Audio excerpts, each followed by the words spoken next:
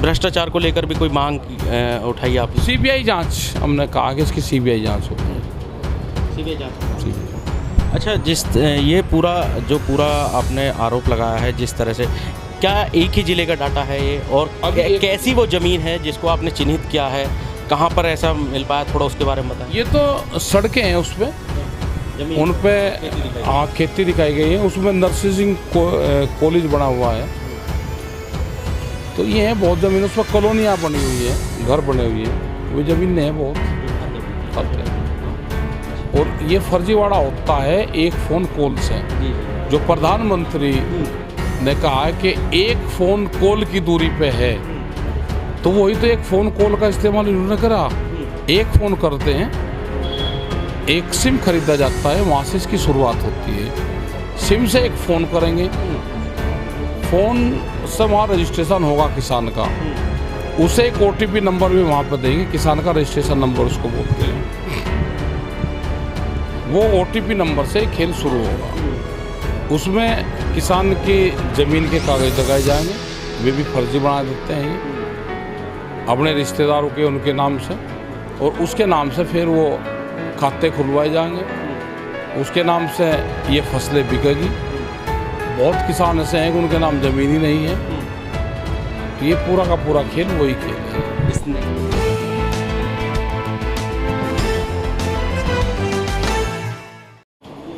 नमस्कार, मैं तेजिंदर और आप देख रहे हैं नेशन टाइम। MSP पर खरीद को लेकर राकेश टिकैत जी ने एक बड़े घोटाले का खुलासा किया है। एक प्रेस कॉन्फ्रेंस की गई है और उसके बाद कई आरोप भी लगाए गए हैं। मेरे साथ राकेश टिकैत जी हैं, उनसे हम बात करेंगे और जानेंगे आज जो पूरा खुलासा हुआ है MSP पर खरीद को लेकर, क्या है पूरा प्रकरण। पहले ही आप ये थोड़ा समझा दीजिए। देखो, सस्ते में अनाज की खरीद होती है और MSP पे उसको बेचते हैं, ये एक बड़ा फर्जीवाड़ा है। उसमें फर्जी किसान बनाए जाते हैं। कुछ किसान जो अपने वाले हैं उनको लालच दिया जाता है कि आपका धान तोल देंगे, लेकिन हमारा भी इसमें 100 क्विंटल धान अपने उस पर आप तुलवा लो, ठीक है। तो उनको भी लगता है कि भाई मेरा तुल रहा तो 100 क्विंटल इसका भी तोल दूंगा मैं, किसी और का भी। तो ये भी है। तो 11,000 करीब फर्जी किसान बनाए गए वहाँ पर, हाँ, उनके नाम से तोला गया। सस्ते में अनाज खरीद के महंगे में बेचना, ये एक बड़ा फर्जीवाड़ा है। अच्छा, ये जो आपने पूरा डाटा इकट्ठा किया है, आपने जो बताया इन डाटा का, इसका ऑथेंटिसिटी क्या है, मतलब ये थोड़ा सा हमें बताइए। और जब कोई मांगेगा दे देंगे हम, सब चीज़ है हमारे। आप थोड़ा सा ब्रीफ कर दें कि कैसे, मतलब आपने ये क्योंकि एक ही ज़िले का आपने पूरा डाटा दिया है। कहाँ से लिया, क्यों बतावे कहाँ से हमने लिया, वो नहीं पूछा करते कि दस्तावेज कहाँ से मिले, उसका नाम तो गुप्त रखना चाहिए, लेकिन हमारे पास में दस्तावेज हैं। और ये फर्जीवाड़ा होता है एक फ़ोन कॉल से, जो प्रधानमंत्री ने कहा है कि एक फ़ोन कॉल की दूरी पे है, तो वही तो एक फ़ोन कॉल का इस्तेमाल इन्होंने करा। एक फ़ोन करते हैं, एक सिम खरीदा जाता है, वहाँ से इसकी शुरुआत होती है। सिम से एक फ़ोन करेंगे, फ़ोन से वहाँ रजिस्ट्रेशन होगा किसान का, उसे एक OTP नंबर भी वहाँ पर देंगे, किसान का रजिस्ट्रेशन नंबर उसको बोलते हैं। वो OTP नंबर से खेल शुरू होगा, उसमें किसान की ज़मीन के कागज़ लगाए जाएंगे, वे भी फर्जी बना देते हैं ये अपने रिश्तेदारों के, उनके नाम से, और उसके नाम से फिर वो खाते खुलवाए जाएंगे, उसके नाम से ये फसलें बिकेगी। बहुत किसान ऐसे हैं कि उनके नाम ज़मीन ही नहीं है, तो ये पूरा का पूरा खेल वही खेल है। इस नेक्सस में अगर हम बात करें तो कौन कौन लोग शामिल हैं इसमें? जो काम करने वाले हैं, बिचौलवा एक हैं, मिलर्स हैं, जो मिल मालिक हैं, इसमें वहाँ के अधिकारी हैं जो उस ज़मीन की सत्यापन करते हैं।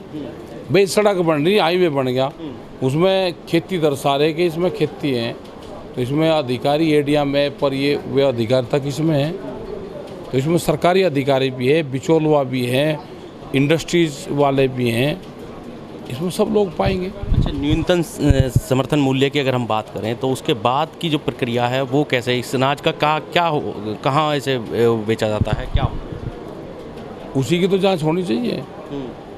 मिनिमम पे फसलें खरीद के, और जो ये समर्थन मूल्य होता है, जो MSP होता है, इस पे ये फर्जीवाड़ी तरीके से बेचते हैं। जो धान रामपुर में बेचा जाता है वो धान बिहार में पैदा होता है, वो धान मिर्ज़ापुर, सिद्धार्थनगर, बलिया उस साइड में पैदा होता है, लेकिन बिकता हो रामपुर और पंजाब और हरियाणा में है। इस फर्जीवाड़े से किसान कैसे जागरूक हो सकता है? अगर आप क्योंकि आप किसान नेता हैं और आपने इतने बड़े खुलासा किया है जो एमएसपी के द्वारा जो खरीद फरोख्त हो रही थी घोटाले की लेकर, तो किसान कैसे इससे जागरूक हो सकता है उसको थोड़ा देखो, किसान तो फसल बेच के वो लाइन में लगा रहता है, 8-8, 10-10 दिन तक, 15-15 दिन तक वो 40 कुंटल धान नहीं अपना बेच पाता, फिर वो औने पौने दामों में उसको बेच के आता है। किसान क्या कर सकता है? किसान आंदोलन कर सकता है। हम बैठे हुए तो हैं यहाँ पे, आंदोलन कर रहे हैं। आपने एक बात का जिक्र और किया कि किसान को भी झांसा दिया जाता है, उसमें कुछ कहा किसानों को भी फंसा लेते हैं ये कि भाई आप पे जो केसीसी बना हुआ है, कर्जा है, आप हमारे ये 200 कुंटल 300 कुंटल धान गेहूँ बिकवा दो, हम आपका केसीसी वापसी करवा देंगे, उसका ब्याज जमा करवा देंगे। तो किसान भी उसमें आ जाता है कि भाई तेरा केसीसी जमा हो जाएगा और जो इंटरेस्ट होगा उसका 2-3 हज़ार रुपये, 4 हज़ार रुपये वो ये दे देंगे।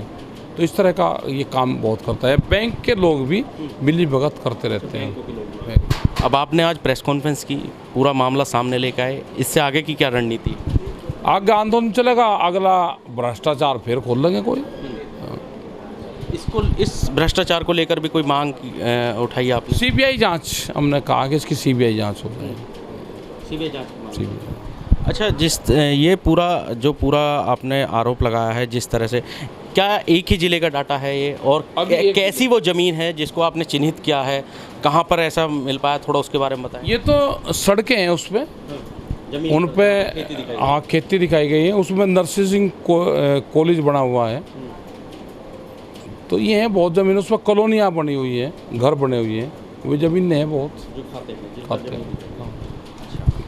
तो फिलहाल आप सीबीआई की मांग करें, सीबीआई जांच की, तो कुछ और जिलों के डाटे भी आपके पास आ रहे हैं, क्योंकि सरकार इसी को कह रही थी रामपुर में सबसे ज़्यादा खरीद हुई है। रामपुर में हुई है तो वो रामपुर का ही दे दिया हमने डाटा, तो इसी आधार पर दूसरी जगह भी कर लो, पाएगा फर्जीवाड़ा बहुत। राकेश टिकैत ने साफ कहा है कि रामपुर की खरीद को लेकर सरकार जिस तरह का दावा कर रही थी उसके डाटा सामने लेकर आ गए हैं। अगर इसी तरह के डाटा और भी जगह से आएंगे तो राकेश टिकैत उनको लेकर भी सामने आएंगे, और उनकी साफ तौर पर मांग है कि इस तरह के घोटाले को लेकर सीबीआई जांच होनी चाहिए। गाजीपुर बॉर्डर से तेजिंदर सिंह, नेशन टाइम।